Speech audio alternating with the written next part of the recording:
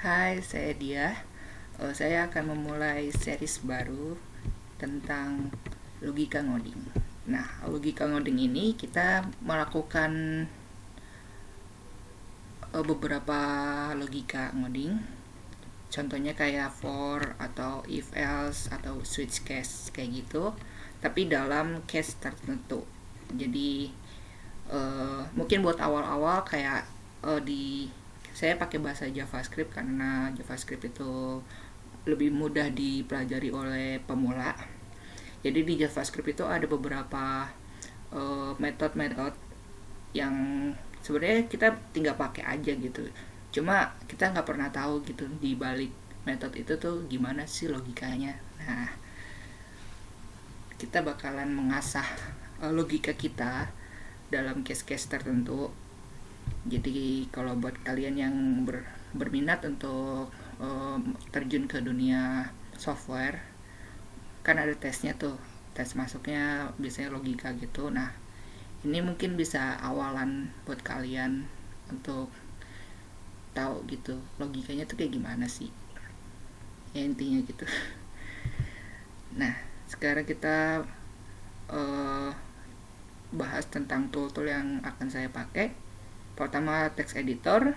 Text editor ini standar lah ya buat programmer.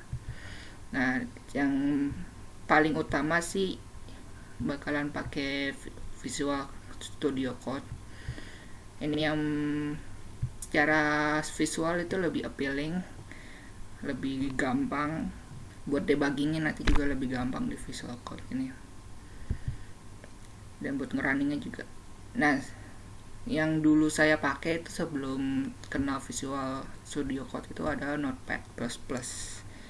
Nah, ini juga cepat untuk buat yang laptopnya lama bisa pakai Notepad++ ini.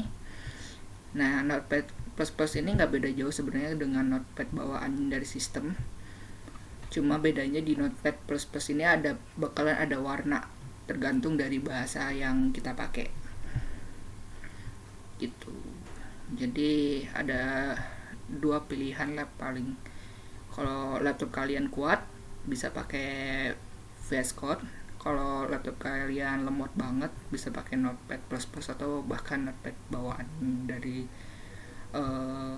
sistem yang kalian pakai, bisa Windows atau OS. Nah, selanjutnya ini adalah ngerunning file JavaScript-nya. Node.js ini kita bisa ngerunning JavaScript tanpa harus pakai browser gitu. Dulu tuh biasanya kita kalau ngerunning JavaScript itu pakai browser kan, pakai khususnya paling browser itu biasanya pakainya Chrome. Di Chrome itu nanti ada inspect element. Nah, inspect element itu ada namanya konsol. Konsol itu ada tempat kita untuk mengkonsol atau apa istilahnya, ngeprint, cuma khusus buat JavaScript. Kalau di browser itu di situ. Nah, kalau di Node.js nanti kita tinggal node nama filenya aja gitu. Jadi kita directin posisi node-nya itu di folder yang kita punya filenya. Nah, terus kita tinggal node nama filenya aja nanti, dan behaviornya atau perilakunya itu sama kayak konsol yang ada di browser kalau Node.js itu. Dan saya nggak tahu ini kelanjutannya bakal kayak gimana, tapi kemungkinan kalau case-case yang kita lakukan itu advance, kayak kita pakai framework atau library, mungkin bakalan dibahas di video tersebut. Tapi karena ini beginner friendly, jadi sebisa mungkin saya bakal mulai dari yang paling gampang dulu, paling sederhana dulu. Oke, timeline dari videonya itu tersendiri itu ada tiga sesi. Jadi pertama itu perkenalan dulu dengan case yang ingin kita selesaikan. Nah, case ini bisa macam-macam gitu kan, bisa berupa soal atau metode yang udah ada terus kita rombak lagi jadi cara lamanya istilahnya gitu. uh, dan lain-lain, mungkin bisa debugging juga.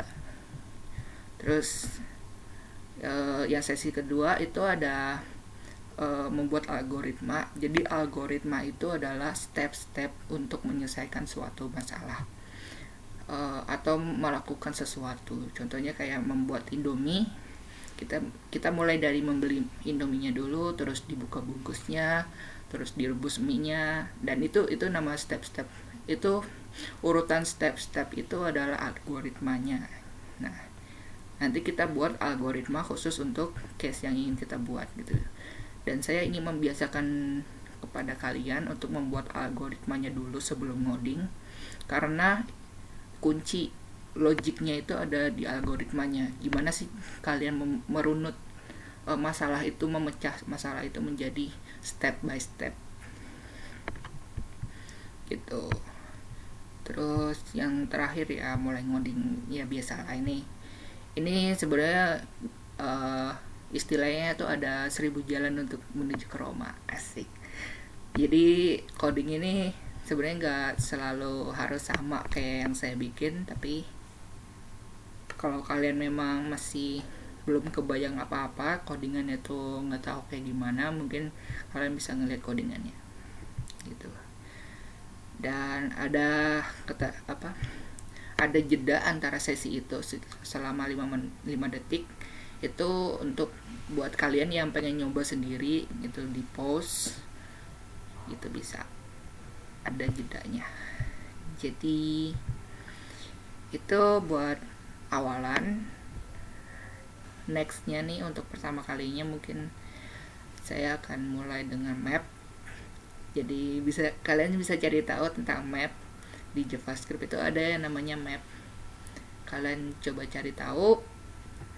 Kalian bisa pakai urutan yang saya bikin. Jadi kalian bikin algoritmanya dulu. Sebenarnya di balik map itu kayak gimana sih, apa urutannya, urutan nyelesain urutannya itu kayak gimana. Dan nanti kalau videonya udah keluar, kalian bisa cocokin solusi kalian dengan solusi yang saya bikin. Oke, jadi segitu aja buat awalan. Terima kasih udah nonton dan semoga kalian tertarik. Sampai jumpa di video selanjutnya. Bye.